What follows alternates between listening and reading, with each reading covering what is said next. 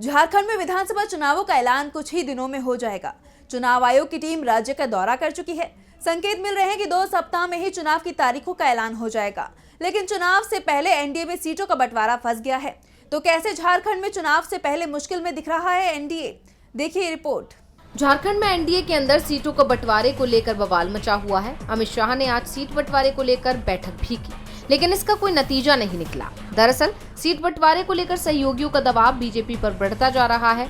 AJSU, JDU, Manjhi की हम और चिराग पासवान की एलजेपीआर झारखंड में चुनाव लड़ने की तैयारी कर रहे हैं और अब बीजेपी के लिए सभी को मनचाही सीट देना मुश्किल दिख रहा है।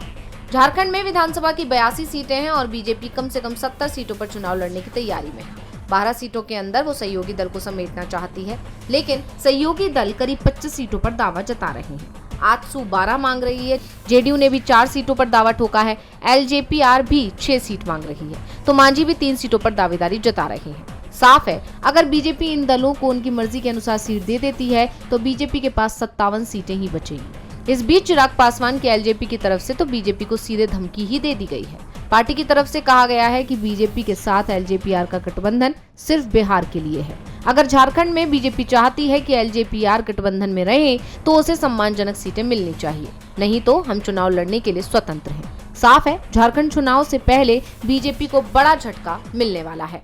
डीवी लाइव की रिपोर्ट।